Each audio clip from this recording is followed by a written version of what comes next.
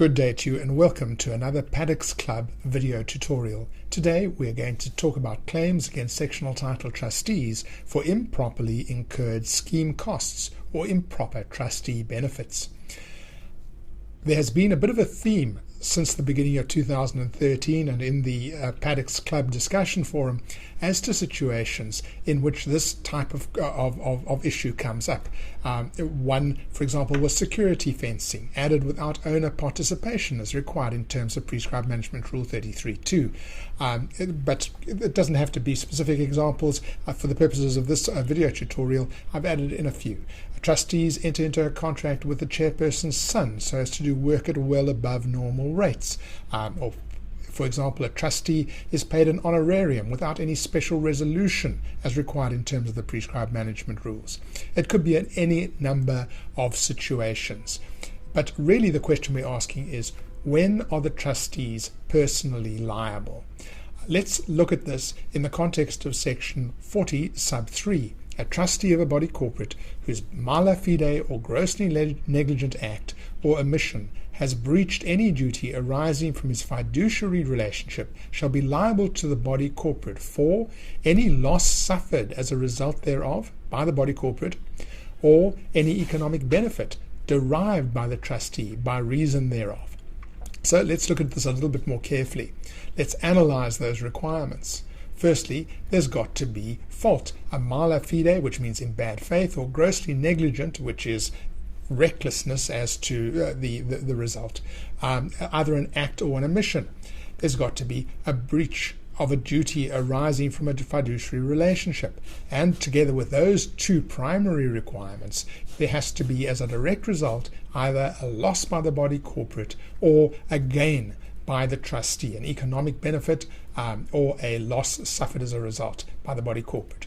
So how does this apply to our examples? Well, let's look at the additional security fencing.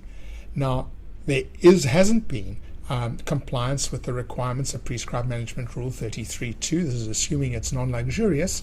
But what has the body corporate actually lost? It's got something which presumably it got it at a reasonable price. So has the body corporate lost anything? Have the trustees involved gained anything? If the answer to those questions is no, then there is no a possibility of action against those trustees. Even though one might be very annoyed at them at not following proper process, the answer is not to sue them in their personal capacities, because there's nothing to either recover from them or to compensate the body corporate for a loss.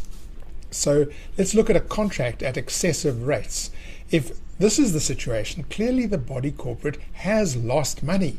And if one can tie it, for example, to a relationship, an improper relationship outside the body corporate, then you've got a clear breach of the trustee's fiduciary responsibilities and a clear loss. Right, now you can recover the amount of the body corporate's loss.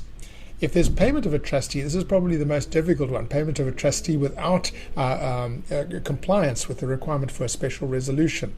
Has the body corporate actually lost anything? Well, it might have if the payment was out of all proportion. But if there was nobody else who was going to do that work, and the trustee has done work and at a reasonable cost, then it might be difficult to show that the body corporate has actually lost anything. The fact that you've got to distinguish those two requirements from the fact that there's been a non-compliance with the requirements of the prescribed management rules. And I think the most important thing to do is to look for prejudice. Has the body corporate in fact been prejudiced? If not, you're not going to succeed in a claim against those trustees. Have the trustees gained an economic benefit to which they were not entitled in the context of a breach of their fiduciary relationship? If not, again, you won't succeed. I hope that this has been of use, and we can take it further in the discussion of forum.